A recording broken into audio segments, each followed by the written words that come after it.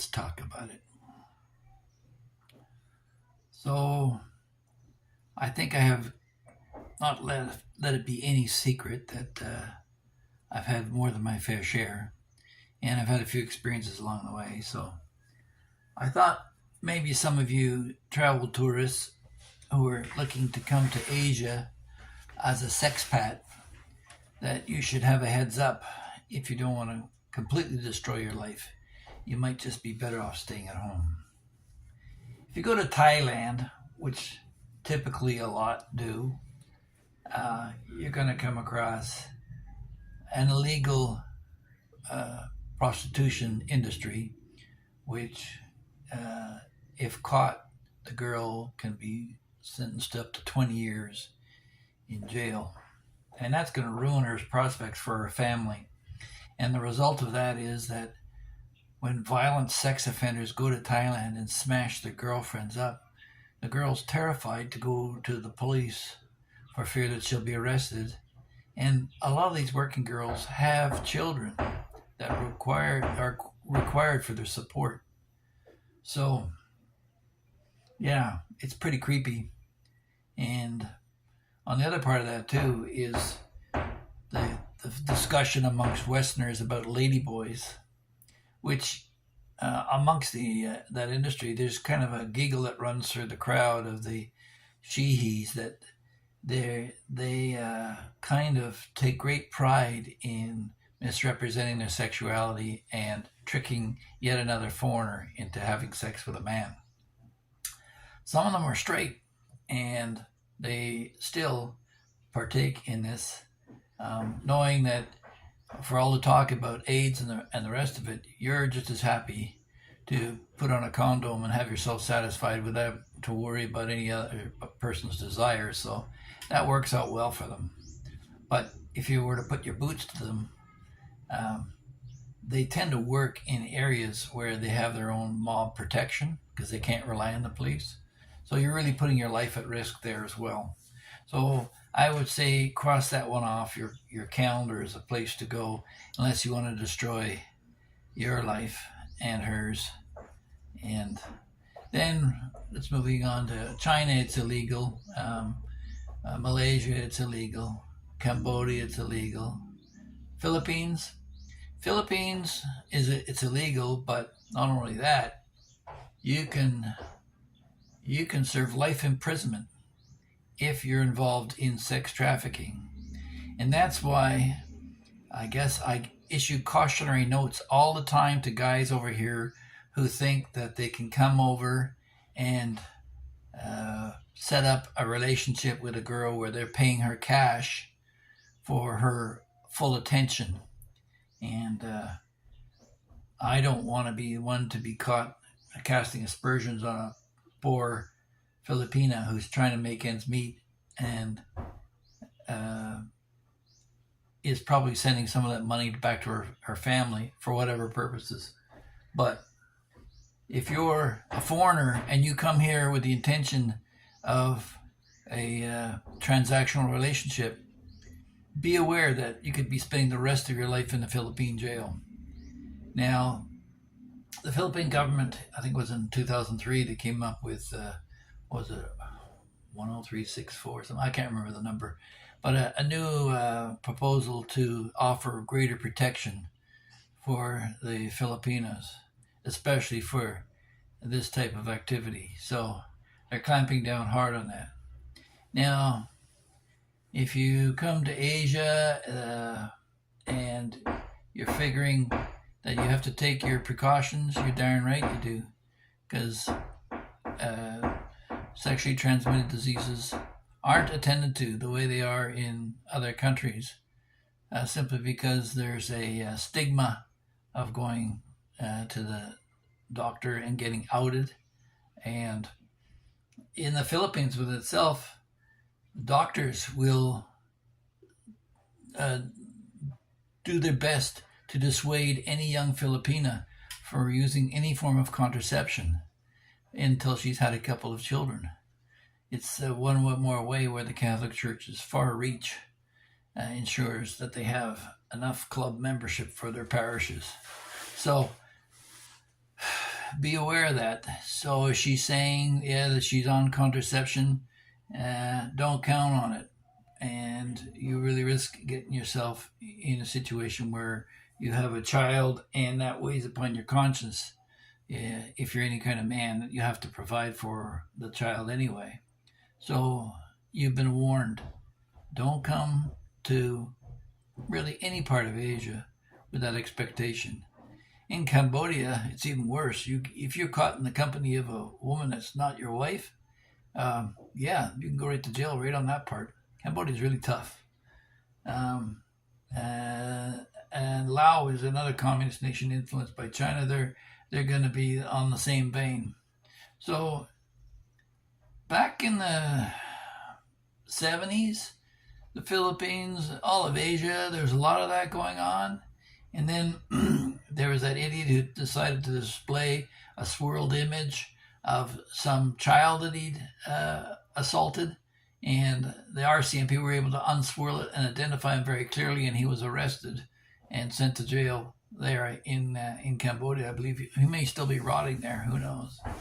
I don't follow the other stuff.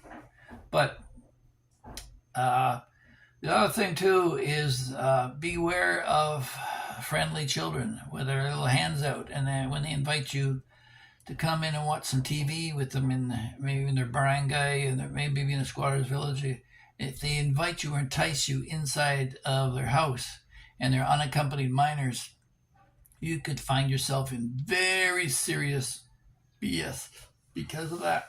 So don't be fooling around with the kids. That's not tolerated. And maybe that's one of the reasons why we came back to the Philippines, because the kids can run around, they're free range, they don't have to worry about weirdos. The severity of which people are dealt with in terms of these things it's completely different than what it was before. Perhaps that's why you don't see so many military men off the bases anymore. They've learned from the last go round. Anyway, other than that, you know, this is a bit of a sensitive subject to a lot of us married guys. But if you've been married before, as I have a couple of times, and trust me, I've had more than my share, and they were nothing compared to my Filipina. Because when they say a Filipina gives her all, she gives her all. Let's just leave it there. You'll never find a more satisfying experience than being with your Filipina. Remember, your Western lady, or she may have acted like a whore when she was single and slept around, and then suddenly she marries you and she wants to be virtuous. It's the opposite with a Filipina. They are virtuous until the day they're married, and then they're not going to sleep around. They're going to be with you and make sure that you're completely happy. And your happiness is number one in their books. That's why so many guys are coming here, especially older guys. We're aware of the score, but younger guys, I'd suggest you work a few more years and find something else to do, because unless you're finding yourself on an intellectual level with some sophisticated Filipina, don't try to take advantage of some provincial girl. They're onto you. The word spread out even to the provinces. Comments have been made recently that the areas where the girls used to hang around with are empty. It's a vast, empty landscape. And target areas like Dumaguete or Ayala Mall, they're all drying up. So, yeah, you'll find a lot of old expats like me sitting around in a coffee shop somewhere, reminiscing about the good old days. But sex in Asia, it's not what it used to be. And, yeah, I'd feel a whole lot safer with a girl wagging her finger at me in North America and laughing it off and only having to pay half of everything I own than to lose everything I own in Asia because of a stupid mistake. So keep your freedom, keep your health, keep your financial well-being, because all of these can be put at risk in the Philippines. So, yeah, you probably thought this was going to be something tantalizing when I talked about sex, eh? No. This could be your worst nightmare if you're not a serious, committed man. My suggestion to you guys, though, is if you're interested in an Asian girl, no matter which country, get to know her online, talk to her, ask her what she's about, and she'll share her life with you, and you can make a decision down the road. But if she's not answering the phone after you've called for a few times, it's because she has a boyfriend somewhere else, or she's working another angle somewhere else. You're not the only fish in the sea, and she knows that now. So she's going to obviously go for her best option.